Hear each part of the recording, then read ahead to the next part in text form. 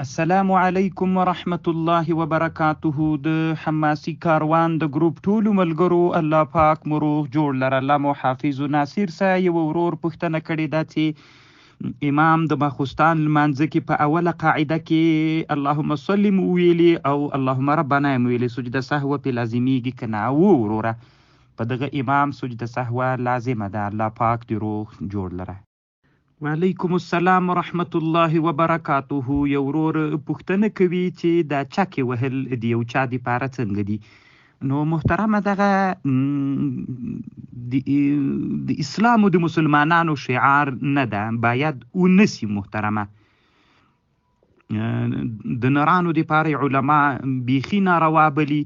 علامه ابن الحجر هیتمی رحمه الله کف الرعاع کې لیکلي دي چې د نرانو دپاره خو بیخي مکرو دي وروره. دا اوس زمانه کې خو بیخي محترمه د مسلمانانو نه بغیر د غربي مشرب خلکو عادت و شعار ګرځېدلی، باید ونه کړل سي. نبی صلی الله علیه وسلم ډیر احادیث داسې ثابت دي خالف المشرکین، تاسې مخالفت له مشرکینو له کافرانو سره وکړئ، او دا د هغوی سره تشبیه د ورور الله دې جوړ لره. وعلیکم السلام. محمد معصوم عمري په نامه یو ورور پوښتنه کړې ده چې یو څوک چاته کور په ګرو ورکي او په هغه کور کې چې مثلا 2 لکه روپۍ باندې ورکي، بیا یو کال پکې اوسېږي، بیا بیرته چې 8 روپۍ هم بیرته ورکي، دا سود د وروره ناروا او ناجایزه ده. الله پاک دې روغ جوړ لره.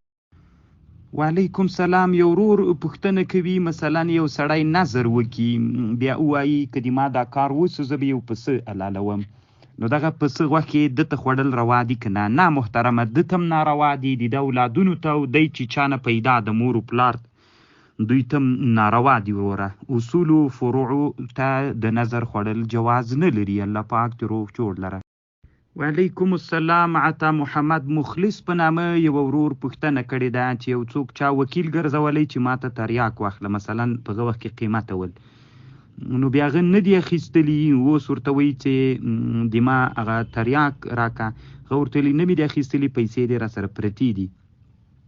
نو هغه ورته وایي چې هغه وخت کې خو تریاک ارزانه ول، اوس قیمت دي، نو که روپۍ زه نه غواړم د همغه وخت تریاک راکه. نو محترمه دی خو وکیل ګرځولی ده، وکیل باندې خو دا لازمه نه ده چې خامخا به درته اخلي، چې نه یې دې اخیستلي خپلې روپۍ به درکوي وروره. شرعا په ده باندې نور شی نسته ده، په دې وکیل باندې موکل ته به صرف روپۍ ورکوي، بس همغه روپۍ چې نه یې دې ورته اخیستلي نور دی شرعا مسؤلیت نه لري وروره.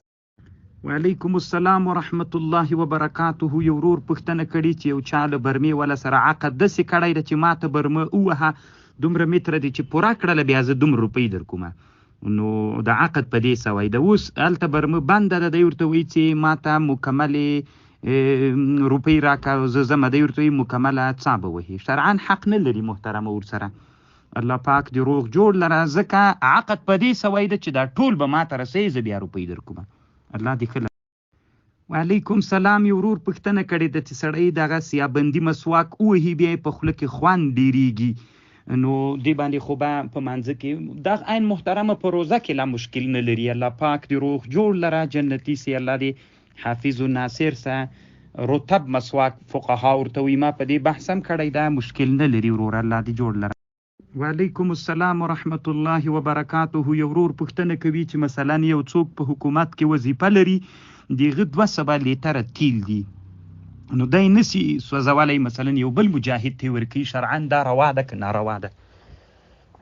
نو محترمه وروره که داسې وي چې د حکومت له طرف نه ده ته دا 200 لیتره تیل د دې په خاطر ورکړل سوي وي چې دا د حق ده چې هر څه پې کوي، نو بیا خو ورته جایز ده وروره. او که د دې لپاره ورکړل سوي وي چې څومره چې مصرفولی مصرف یې که، نور بیرته بیت المال ته وسپاره، نو بیا یې نسي ورکولی. نو تاسې د خپل قانون حکومتي کې پوښتنه وکړئ. الله پاک مو روغ جوړ لره. وعلیکم السلام. عبدالمالک عابد په نامه یو ورور پوښتنه کوي چې یو چا ته مې پیسې امانت ورکړې وي، نو هغه بل وخت دعوه وکړه چې دا غله وړي دي، نو اوس شکمن سوی یم. نو داسې وکړه محترمه، دعوه پې وکړه، که شاهدان لري فبها و نعمه، که شاهدان نه لري نو قسم ورکړه دا ته حق پې لري وروره. الله پاک دې روغ جوړ لره.